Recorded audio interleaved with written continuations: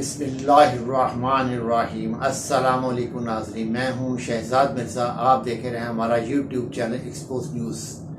ناظرین، expose news face بک جو ہمارا پیج بھی ہے، اس پہ بھی جا کے آپ ویڈیو بھی دیکھ سکتے ہیں اور اس پہ لائک اور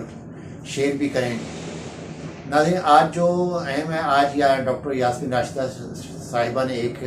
پریس کانفرنس کی ہے۔ ان میں انہوں نے انکشاف کیا ہے کہ عمران خان صاحب کو قتل کرنے میں کن لوگوں کا ہاتھ تھا، وہ نام بھی انہوں نے بتائے ہیں، اور جے آئی ٹی کے بارے میں بتایا کہ حکومت اس وقت جے آئی ٹی جو بنی تھی اس کو کیا کر رہی ہے اور نئی جے آئی ٹی بنانے کی کوشش کر رہی ہے۔ تو جو افسران اس وقت جے آئی ٹی میں تھے، جو انہوں نے رپورٹ پیش کی تھی غلام محمود ڈوگر صاحب کے پاس، ان کے ساتھ اس وقت کیا کیا جا رہا ہے، یہ تمام رازوں سے پردہ آج اٹھایا ہے ڈاکٹر یاسمین راشد صاحبہ نے۔ ڈاکٹر یاسمین راشد صاحبہ نے کہا ہے کہ عمران خان پر حملہ شہباز شریف، رانا ثناء اللہ اور ڈرٹی ہیری نے کروایا ہے، یہ اس میں شامل ہیں۔ اور جے آئی ٹی جو ہماری باقاعدہ ایک جے آئی ٹی بنائی گئی تھی تفتیش کے لیے، انہوں نے تفتیش کی مکمل طور پہ اور تمام حقائق سامنے رکھے اور تمام حقائق بنا کے رپورٹ پیش کی غلام محمود ڈوگر صاحب کے پاس، اور وہ 100% صحیح تھی رپورٹ جو انہوں نے بنائی گئی تھی۔ مگر نگران، کیونکہ اس وقت حکومت ہماری تھی، پنجاب میں بھی حکومت ہماری تھی، اور وہ رپورٹ جے آئی ٹی کے پاس جے آئی ٹی نے پیش کی تھی، اس میں جو 4 افسران تھے انہوں نے بھی رپورٹ پیش کی تھی۔ مگر جیسے ہی ہماری حکومت پنجاب سے ختم ہوئی، نگران حکومت آئی، تو انہوں نے غلام محمود ڈوگر صاحب کو بھی تبدیل کر دیا، اور 4 افسران ہیں جنہوں نے یہ بنائی تھی رپورٹ، ان پہ مسلسل دباؤ ڈالا گیا کہ آپ یہ رپورٹ بدلیں، اپنے دماغ سے بدلیں، یہ گواہیاں جو شہادتیں ڈالی گئی ہیں ان کو تبدیل کریں، ورنہ آپ کو جو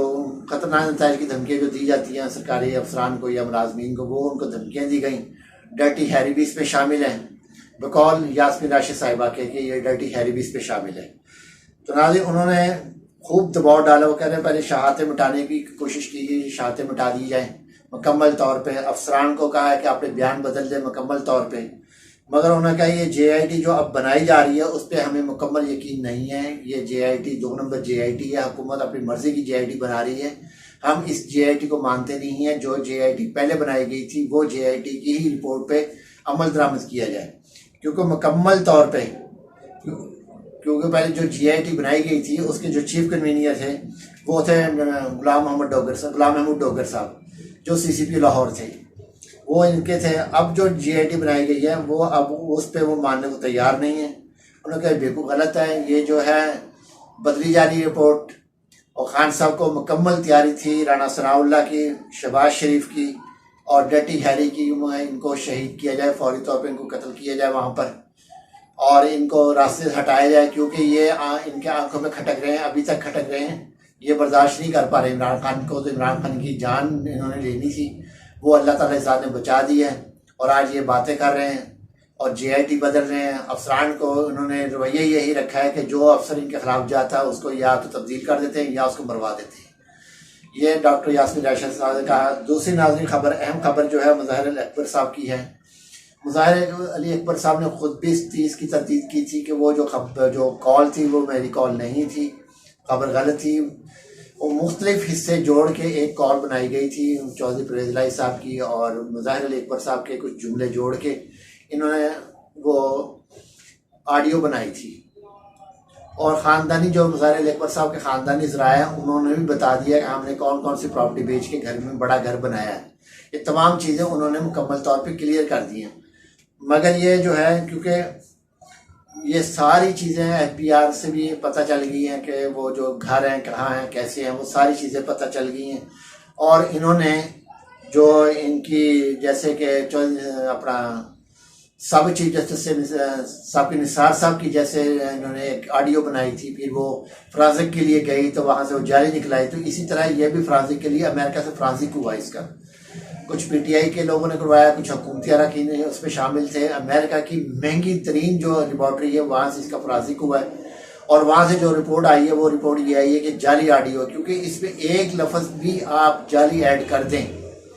آڈیو کے اندر تو وہ ساری آڈیو ہی جعلی ہو جاتی ہے۔ ان کو پتہ ہی نہیں ہے، پتہ نہیں ہے ڈرٹی ہیری کیا کر رہے ہیں، کہاں سے یہ کر آ رہے ہیں۔ اتنے بڑے عہدوں پہ بیٹھ کے ان کو یہ سمجھ میں نہیں آ رہی، یا پولیس افسران کو یہ سمجھ نہیں آ رہی جو ان کے حمایتی پولیس افسران ہیں جن پر یہ دباؤ ڈال کے کام کرواتے ہیں، ان کو شاید وہ بتاتے نہیں ہیں ان کو کہ جناب ایک لفظ بھی اس میں اگر آپ نے جعلی ڈال دیا، غلط طریقے سے ایڈ کر دیا، وہ ساری آڈیو سچی بھی ہے تو جھوٹی بن جائے گی، کیونکہ فرانسک میں وہ لفظ ایک بھی غلط آ گیا تو آپ کی ساری آڈیو جھوٹی نکلے گی۔ تو اس لیے یہ پتہ نہیں کیا کرتے پھر رہے ہیں، ان کو سمجھ میں نہیں آ رہی کیا کرتے پھر رہے ہیں۔ تو یہ اتنی بڑی بلینڈر کرتے ہیں، ہر دفعہ بلینڈر کر جاتے ہیں، ہر دفعہ بلینڈر کرتے ہیں کوئی نہ کوئی مسائل کے اندر۔ تو ناظرین تیسری جو خبر اس وقت چل رہی ہے ٹی وی کے اوپر، مین اسٹریم میڈیا پہ، یہ جو گرفتاریاں اراکین ہیں وہ جو ہیں دے رہے ہیں، رہنما پی ٹی آئی کے رہنما گرفتاریاں دے رہے ہیں، وہ ضمانتوں کے لیے درخواستیں دے رہے ہیں۔ ناظرین یہ ساری مین اسٹریم میڈیا اور سوشل میڈیا پہ چلنے والی ساری خبروں پروپیگنڈا ہے پی ٹی آئی کے رہنماؤں کے خلاف۔ انہوں نے کہا درخواست ہم نے دی ہے مگر ضمانتوں کی نہیں دی، ہم نے یہ کہا ہے کہ ہمارے بنیادی حقوق ہمیں نہیں دیے جا رہے، جیسے اسد عمر صاحب نے کہا ہے کہ مجھے واش روم کی سہولت نہیں دی جا رہی، ہمیں پانی کے لیے مشکل ہو رہی ہے۔ اب ان کو اڈیالہ جیل سے شاہ پور جیل ٹرانسفر کر دی ہے، جن میں فیض الاسد چوہان صاحب تھے، زلفی بخاری صاحب تھے، صداقت عباسی صاحب تھے اور 4 MP مزید تھے۔ ان کو اڈیالہ جیل بند کیا، اڈیالہ جیل سے انہیں شاہ پور جیل میں بھیج دیا گیا ہے۔ تو ناظرین یہ اس طرح گھما رہے ہیں، انسانی حقوق کی تذلیل کر رہے ہیں، خوف زدہ اتنے ہیں کسی بھی طریقے سے۔ یہ اصل میں ان کی کھیلنے کا یہ مقصد ہے رہنماؤں کے ساتھ کہ عمران خان تک کوئی پیغام پہنچے، عمران خان خوف زدہ ہوں اور وہ اپنے موقف سے پیچھے ہٹ جائے۔ ناظرین جب ان پہ گولی لگی ہے، زخمی ہوئے ہیں ہاسپٹل، ابھی تک ان کی ٹانگ درست نہیں ہوئی، وہ اس وقت اپنے موقف سے نہیں ہٹے تو وہ اپنے اراکین کی گرفتاری سے یا ان کے سلوک سے وہ پیچھے ہٹیں گے؟ کیسی عام کرنا سوچ لے کے بیٹھے ہوئے ہیں یہ بھی، اور ان کے ہینڈلرز بھی، ان کے سہولت کار بھی، ان کے بیوروکریٹس بھی، کیا سوچتے پھر رہے ہیں سمجھ میں نہیں آتی۔ ایک عجیب سی ہیجانی سی کیفیت افسران کے اندر بھی، افسران کا بھی کوئی معاملہ نہیں ہو رہا، بہت حالت خراب ہو چکی ہے ان کی۔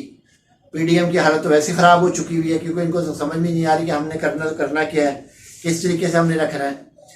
کچھ کریں تو وہ ان سے ہو نہیں رہا۔ اصل میں پریشانی یہ ہے کہ ہم کریں تو کریں کیا، جائیں تو جائیں کہاں، ان سے ہو کچھ نہیں رہا۔ اور یہ مکمل طور پہ جو زین قریشی صاحب کے بارے میں بتایا جی، شام وہ قریشی کی ضمانت کے لیے نہیں دی گئی، وہ انسانی حقوق کے لیے دی گئی کہ ہمارے جو انسانی حقوق ہیں، میرے والد اندر ہیں، جیل میں ہیں، ان کو یہ پہلی دفعہ ہوا ہے کہ جو سیاسی اسیران ہیں یا سیاسی اسیر ہیں یا عوام ساتھ ہیں جو قید ہیں، سیاسی اسیران کہا جا سکتا ہے ان سب کو، ان کے خلاف انتقامی کارروائیاں کی جا رہی ہیں، ان کو تشدد کا نشانہ بنایا جا رہا ہے، ان کو ذہنی دباؤ کا نشانہ بنایا جا رہا ہے، ذہنی ٹارچ کیا جا رہا ہے، ان کو پانی فراہم نہیں کیا ہے، ان کو واش روم نہیں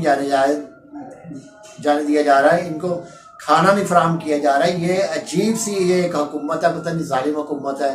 کیا فرعونیت ہے کیا نہیں ہے، پتہ نازی کی باقیات ہیں، باقیات تو ضیاء الحق کی ساری کی ساری جتنی بیٹھی ہوئی ساری ضیاء الحق کی باقیات ہیں، اور ان باقیات نے شاید اس نے بھی یہی کچھ کیا تھا بھٹو صاحب کے ساتھ کہ کھانا آتا تھا، محترمہ بے نظیر بھٹو لے کر آتی تھی کھانا، تو یہ کھانا اندر فراہم نہیں کرتا تھا ضیاء الحق، اس کے بھی یہی تھے، یہ بھی اسی کی باقیات ہے، لازمی وہی کام کریں گے جو اس کے آقا کرتے رہے، جن کے کندھوں پہ پاؤں رکھ کے یہ وزیر اعلیٰ بنا تھا، جبکہ صدر اسحاق خان نے اس وقت بھی کہا تھا کہ یہ خاندان جو آل شریف خاندان ہے یہ پاکستان کی سالمیت کے لیے خطرہ ہے۔ تو آج صدر اسحاق خان مرحوم کی بات سچ ثابت ہوئی ہے کہ واقعی آل شریف جو ہے وہ خطرہ ہیں، پاکستان کی سالمیت کے لیے خطرات ہیں، خطرہ تھے، خطرہ ہیں، خطرہ رہیں گے۔ ناظرین ویڈیو اچھی لگے شیئر کریں، لائک کریں، ہمارے چینل سبسکرائب کریں، شکریہ۔